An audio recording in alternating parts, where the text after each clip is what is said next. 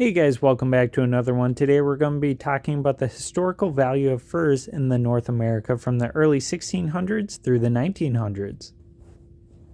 Trapping in North America has been around for hundreds of years, starting in the early 1500s. The first fur traders and European fishermen is what is now eastern Canada. Those fishermen traded from metal kettles and other items made in Europe. The native people in return gave the fishermen furs. The furs were brought back to Europe, which triggered a demand for more and more furs. The prices for these furs in the 1500s are difficult to find as no companies had been created to harness the profitability of North America. Our first glimpse into fur prices occurs in the early 1600s with the Dutch West India Company. On September 23, 1626, the first supply of pelts had been shipped to the Dutch West India Company headquarters left New Amsterdam, which is the name of New York City when it was controlled by the Dutch. The ship Wapen van Amsterdam, which is translation Arms of Amsterdam, was tasked to bring the pelts to the Netherlands.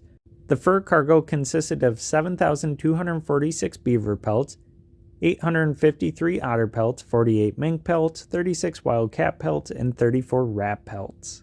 Because beavers were the true king of the pelts, most of the pricing data is restricted to beaver only.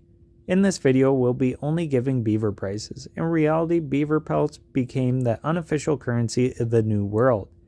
Other fur-bearer animals were given a value in relation to made beaver. Even muskrats and blankets were given a made beaver value, but we will go more in depth than that with this concept in a later video.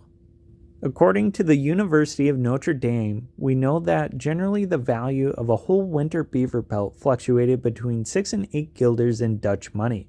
In 1632, 1 pound sterling, which the British currency equaled 1 Dutch guilder. From 1626 through 1632, it is known that the West India Company obtained around 63,000 pelts, which yielded approximately 454,000 guilders, or right around 7.2 guilders per pelt. Today, that amount of money would have had the purchasing power of 1,208 British pounds, or 1,597 US dollars. It is noted that these prices seem astronomically high in comparison to the beaver prices of today. Basically, the success of the New Netherland fur trade with the Indians had resulted in both an excess beaver supply and an even worse excess in the quantity of wampum, which is small cylindrical beads traditionally made by some North American Indian peoples from shells, strings. Small cylindrical beads traditionally made by some North American Indian peoples from shells strung together and worn as decoration or used as money, causing the purchasing power of these currencies, especially wampum, to plummet. As the value of these commodity monies fell, merchants raised their prices, thus there is more money devaluation and price inflation. The first West India Company collapsed in 1674, and our knowledge of North American fur prices was collected by a different entity, the Hudson Bay Company.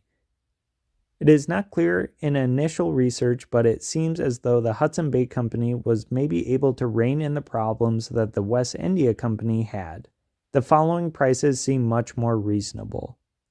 The Hudson Bay Company was incorporated by English Royal Charter in 1670. The company basically was the government in parts of North America for nearly 200 years until it sold the land it owned, which was the entire Hudson drainage basin, known as Rupert's Land, to Canada in 1869. According to Hudson Bay records from 1713 to 1722, beavers were worth between 5 and 5.5 shillings per pelt. When adjusted for inflation, that was between 37 pounds and 41 pounds, or between $49 and $112. From 1723 to 1745, beaver pelts were 7 to 9 shillings per pelt, with inflation that is right around 51 to 65 pounds, or $67 to $181. From 1746 to 1763, beavers were 12 shillings per pelt, with inflation that's 94 pounds, or $125. The Hudson Bay Company was incredible with keeping records, and we thank them for their service for feature entertainment. Insight in the 1800s, beaver pelt prices were noted. The Slocum's Report on Oregon, 1836 to 1837. The value of made beaver in the Columbia District in 1837 was 10 shillings or half of 1 British pound.